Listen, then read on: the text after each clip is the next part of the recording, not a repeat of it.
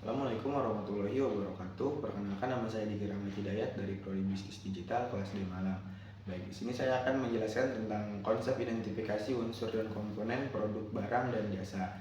Nah, memahami konsep identifikasi unsur dan komponen produk barang dan jasa adalah langkah awal yang penting dalam membangun merek yang sukses.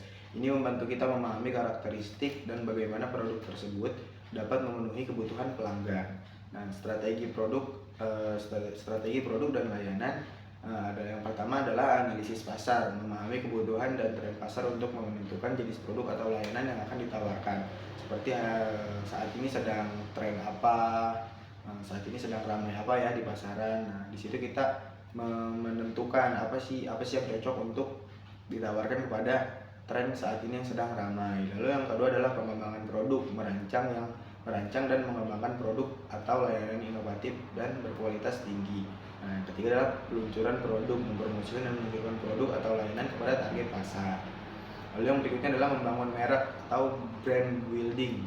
Pertama ada posisi merek, membangun citra dari layak unik dan berbeda dari kompetitor. Berbeda dari kompetitor seperti berbeda dari saingan perusahaan kita. Lalu yang kedua adalah identitas merek, menciptakan logo, nama, desain visual yang konsisten dan mudah diingat, seperti logo Bank BCA, logo Alfa, punya logo-logo yang mudah diingat dan simpel. Lalu yang ketiga adalah komunikasi merek, membangun pesan yang jelas dan konsisten melalui berbagai saluran komunikasi. Nah, lalu yang keempat adalah pengalaman merek, membangun interaksi positif dan berkesan bagi pelanggan dengan produk atau layanan.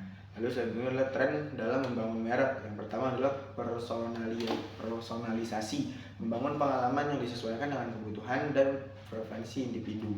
Lalu yang berikutnya adalah pengalaman digital, memanfaatkan platform digital untuk membangun koneksi dengan pelanggan. Lalu yang ketiga adalah berkelanjutan, membuat produk dan layanan yang ramah lingkungan dan etis. Nah, lalu yang berikutnya menciptakan nilai pelanggan atau customer value, menawarkan keunggulan produk. Nah, apa sih keunggulan produk itu? Menawarkan produk atau layanan yang unggul dalam kualitas dan fitur. Nah, lalu pelayanan prima, memberikan layanan pelanggan yang responsif dan profesional. Lalu yang ketiga adalah harga yang kompetitif, menawarkan harga yang kompetitif dan sesuai dengan nilai yang ditawarkan.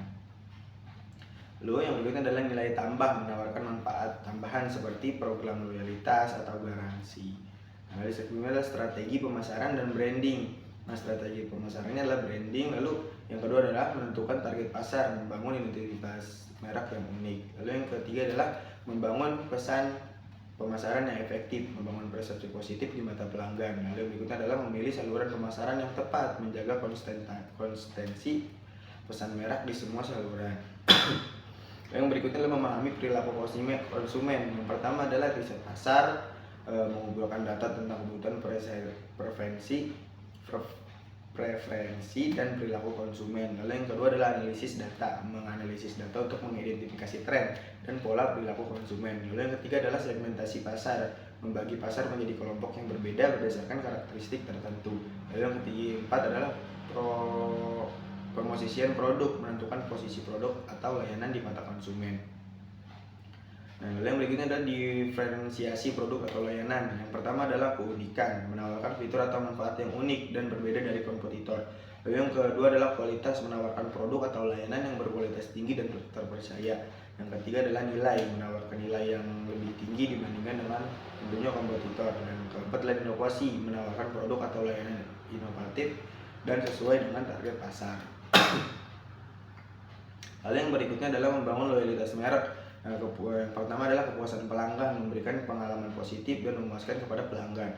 Lalu yang kedua adalah program loyalitas, mendorong pelanggan untuk membeli produk atau layanan secara berulang. Lalu yang ketiga adalah umpan balik pelanggan, mendengarkan dan menanggapi umpan balik pelanggan untuk meningkatkan produk atau layanan, seperti menerima kritik dan saran. Lalu yang berikutnya adalah kesimpulan, memahami konsep identifikasi unsur dan komponen produk barang dan jasa, strategi produk atau layanan, serta membangun merek adalah kunci untuk menciptakan nilai pelanggan yang tinggi dan membangun loyalitas merek yang kuat. Mungkin itu saja yang dapat saya sampaikan, kurang lebihnya mohon maaf. Terima kasih. Wassalamualaikum warahmatullahi wabarakatuh.